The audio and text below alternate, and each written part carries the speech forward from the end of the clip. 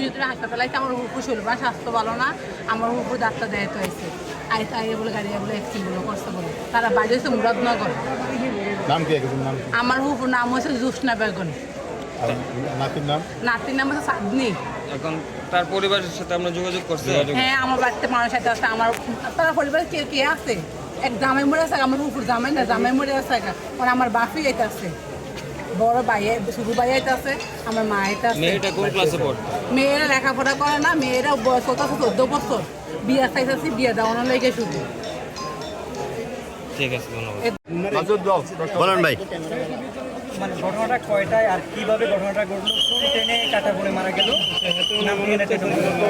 মূলত সুবর্ণ এক্সপ্রেস যেটা ঢাকা থেকে ছেড়ে এসে চট্টগ্রামে যাচ্ছিল, এই শাসনগাছা রেল ক্রসিংয়ের কাছে এই দুইটা মহিলা রাস্তা পারাপারের সময় এই সুবর্ণ এক্সপ্রেসের সন্ধ্যা অনুমান 7:10 ঘটিকার সময় কাটা পড়ে ঘটনাস্থলে মৃত্যুবরণ করছে। এই পর্যন্ত আমাদের কাছে সংবাদ।